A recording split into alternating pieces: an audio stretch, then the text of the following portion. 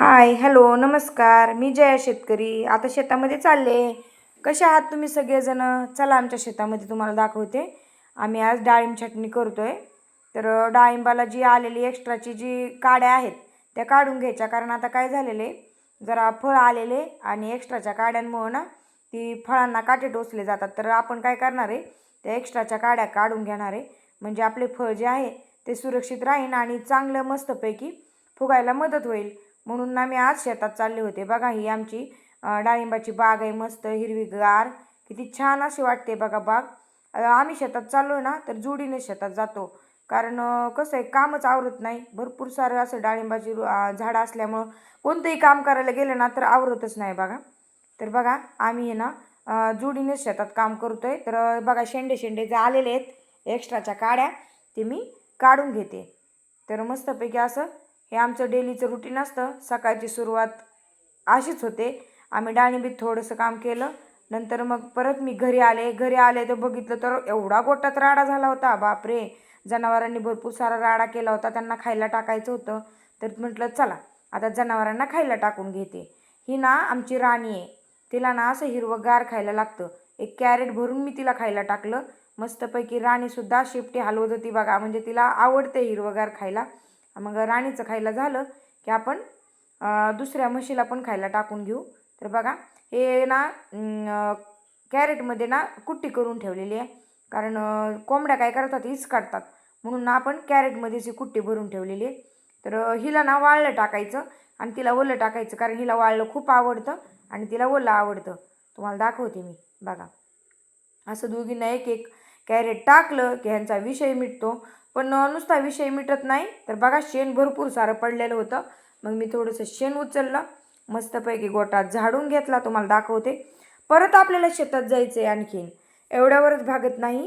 ही दुपारच्या सुट्टीमध्ये एक्स्ट्राच काम केलेलं आहे मी. सकाळी शेतात गेले ते बाहेर तुम्हाला ऊन दिसतच असेल, भरपूर सारं ऊन पडलेलं आहे. तर म्हटलं आता चला डाळिंबाच्या शेतातलं काम झालं होतं, आपल्याला ना आता पेरू खुरपायला जायचं आहे. तुम्हाला मी पेरूची पण बाग दाखवणार आहे. तर आपला ना पेरू खुरपायला जायचं आहे, त्याच्या आधी म्हटलं हे आवरून घ्यावं.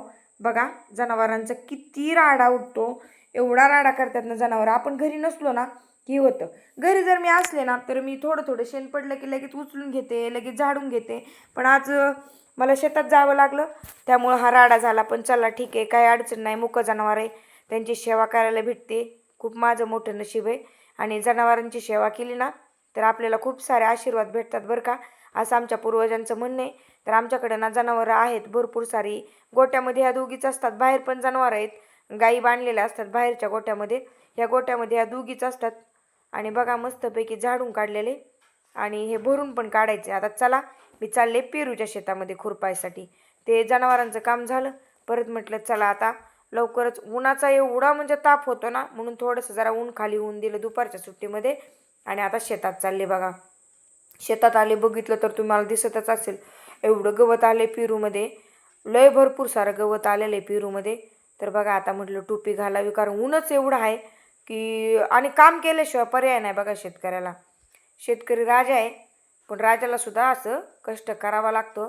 आणि त्यातली त्यात काय झालेलं आहे बघा, ही जी पेरूची बाग आहे ना ह्याच्यामध्ये लवाळा खूप आहे.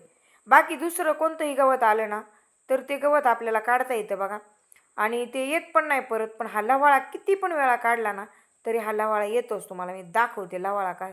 लवाळा म्हणतात आमच्याकडं, तुमच्याकडे याला काय म्हणतात मला कमेंट करून सांगा, तुम्हाला दाखवते मी. ह्याला लवाळा म्हणतात बघा आमच्याकडं. हे बघा एवढा मुळ्यासहित उपटून जरी घेतला तरी हा दुसऱ्या तिसऱ्या दिवशीच येतो. तर मस्तपैकी पेरूच्या बागेमध्ये खुरपत होते, तर म्हटलं चला तुम्हाला पेरूची बाग पण दाखवते. तर पेरू खूप मोठे मोठे झालेले आहेत, तर त्यासाठी फॉर्म बसवलेला आहे, जे की पेरू आपला खराब होऊ नये म्हणून. तर बघा प्रत्येक झाडाला, आणि छोटी बाग आहे बरं काही, आणखीन 8 ते 10 महिने झाला असताना पण भरपूर सारे पेरू लागलेले आहेत त्याला बघा. आणि मस्त असं खुरपून घ्यायची बाग, एकदम चकाचक करायची. ह्याच्यामध्ये ना आपण भेंडी लावलेली आहे थोडी, तुम्हाला भेंडीची रोपं दाखवते कशी आहेत भेंडीची रोपं. त्याला आणखीन भेंडी नाही बरं का आली, पण येईल आता थोड्या दिवसामध्ये भेंडी. मस्तपैकी भेंडी लावलेली आहे. आता तुम्हाला गवारीचं झाड दाखवते. गवारीची सुद्धा झाड आहेत आपल्याकडं, आणि निर्मल 12 ही गवार असल्यामुळे एवढ्या मोठ्या मोठ्या गवारीच्या शेंगा येतात ना, 2-3 झाडाच्या जरी शेंगा तोडल्या ना तर भरपूर बघा घोसची घोस लागलेले आहेत गवारीचे आणि ताजी बरं का. हे मात्र नक्की शेतकऱ्याच्या नशिबात असतं हे ताजं खाणं आणि मस्तच पैकी एकच नंबर बघा बिगर औषधाची गवार.